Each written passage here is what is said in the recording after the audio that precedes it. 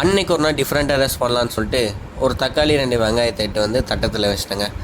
நானும் பாட்டே இருந்தேன். ஸோ என்ன பண்ணலான்னு சொல்லிட்டு சரி இந்த தக்காளி வெங்காயத்தை வந்து பொடி பொடியாக கட் பண்ணிடலான்னு சொல்லிட்டு பொடி பொடியாக வந்து கட் பண்ணிட்டேன். கட் பண்ணக்கப்புறம் பார்த்தீங்கன்னா வீட்டில் 2 பன் இருந்துச்சு. அதுவுமே தட்டத்தில் வந்து எடுத்து வச்சுட்டு கட் பண்ண தக்காளி வெங்காயத்தை வந்து ரொம்ப சின்ன சின்னதாக வந்து அரைச்சிட்டேங்க. அதுக்கப்புறம் வந்து வடச்சட்டியை வந்து நான் ஸ்டவ்வில் வச்சுட்டு ஸ்டவ் ஆன் பண்ணி லைட்டரை பற்ற வச்சிட்டேன். லைட்டரை பற்ற வச்சதுக்கப்புறம் வடச்சட்டி கொஞ்சம் ஹீட் ஆகட்டுன்னு சொல்லிட்டு அப்படியே விட்டேன். ஹீட் ஆனதுக்கப்புறம் கொஞ்சம் ஆயில் ஊற்றிட்டு வெங்காயம் தக்காளிலாம் போட்டு கொஞ்ச நேரம் அப்படியே கலர் சேஞ்ச் ஆகிற வரைக்கும் அப்படியே கொஞ்ச நேரம் தாளித்து விட்டுருந்தேன். கலர் சேஞ்ச் ஆன உடனே பார்த்திங்கன்னா சிக்கன் மசாலா பொடி கொஞ்சம் நான் போட்டேன். ஸோ ஏன்னா வந்து ஓரளவுக்கு டேஸ்ட்டு கொடுக்கணும். அதனால் வந்து சிக்கன் மசாலா பொடி கொஞ்சம் போட்டு அப்படியே கொஞ்ச நேரம் மறுபடியும் தாளித்து விட்டுருந்தேன்.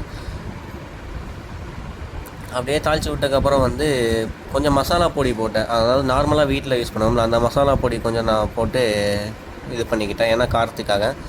கொஞ்சம் உப்பும் நான் கொஞ்சம் சேர்த்துக்கிட்டேன். ஸோ எனக்கு தேவையான அளவு வந்து சால்ட்டு கொஞ்சம் சேர்த்திட்டு ஸோ கொஞ்ச நேரம் வந்து நானுமே வந்து தாளித்து விட்டுருந்தேன்.